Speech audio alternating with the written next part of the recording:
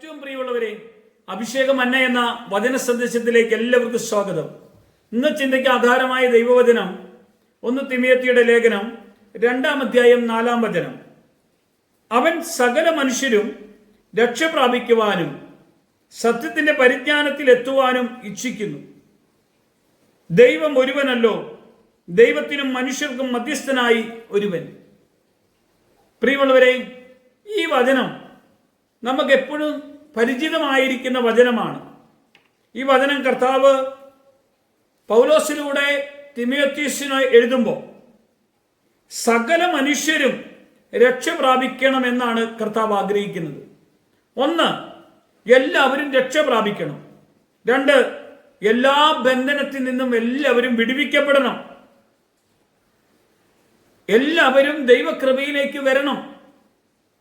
രക്ഷ പ്രാപിച്ചില്ലെങ്കിൽ ശിക്ഷ അനുഭവിക്കും. രക്ഷ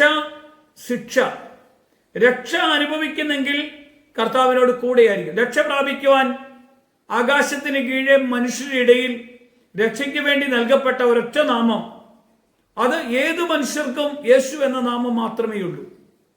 യേശുവിന്റെ നാമം വിളിക്കുമ്പോൾ മാത്രമേ രക്ഷിക്കപ്പെടുകയുള്ളൂ. ചിലർ വിചാരിക്കാം, അത് ക്രിസ്ത്യാനികളുടെ ദൈവമല്ലേ യേശു? അല്ല.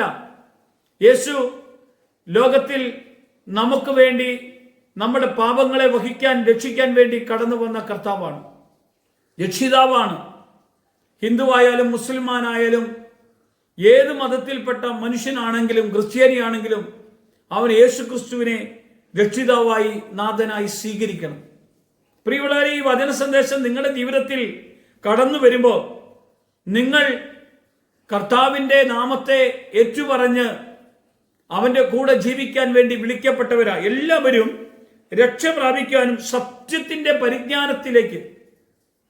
രക്ഷ പ്രാപിച്ചിട്ട് എന്ത് വരണം? സത്യത്തിന്റെ പരിജ്ഞാനത്തിലേക്ക്, അതോ കർത്താവിന്റെ വചനത്തിലേക്ക് നമ്മൾ കടന്നു വരണം. ഈ വചനം നിങ്ങളുടെ ജീവിതത്തിൽ മാറ്റം വരുത്തും, നിങ്ങളുടെ പ്രശ്നങ്ങളെ പരിഹരിക്കും.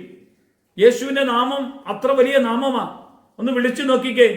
രോഗമുള്ള സ്ഥലത്തൊന്ന് കൈവച്ചിട്ടൊന്ന് പ്രാർത്ഥിച്ചു നോക്കിക്കേ. വേദനിക്കുന്ന അവസ്ഥയെ യേശുവേ എന്ന് പറഞ്ഞ് അവന്റെ കരങ്ങളിൽ ഒന്ന് കൊടുത്തേ. മക്കളെ കുറിച്ച് വേദനിക്കുന്നെങ്കിൽ ആ അവസ്ഥകളെ ഒന്ന് കൊടുത്തൊന്ന് പ്രാർത്ഥിച്ചേ. ഇടപെടുന്നവന്റെ കരമുണ്ട്, അത്ഭുതം ചെയ്യുന്നവന്റെ കരമുണ്ട്, വിടുവിക്കുന്നവന്റെ കരമുണ്ട്, നടത്തുന്നവന്റെ കരമുണ്ട്. എല്ലാവരും രക്ഷിക്കപ്പെടണമെന്നാണ് യേശു ആഗ്രഹിക്കുന്നത്. ഈ വചന സന്ദേശം കേട്ട നിങ്ങൾ രക്ഷ അനുഭവിക്കാത്തവരാണെങ്കിൽ ഒന്ന് ആ കർത്താവിനെ ഒന്ന് ഏറ്റുപറയാവോ? യേശു കർത്താവാണെന്ന് ഹൃദയം കൊണ്ട് ഏറ്റുപറഞ്ഞ് അതരത്തിൽ ഒന്ന് വിശ്വസിച്ചുകൊണ്ടൊന്ന് ഏറ്റുപറഞ്ഞാലുണ്ടല്ലോ, ഇവിടെ ദൈവപ്രവൃത്തി നിങ്ങൾ അനുഭവിക്കും. കർത്താവ് മഹത്വം എടുക്കട്ടെ. യേശുവിന്റെ നാമത്തിൽ തന്നെ. ആമേൻ.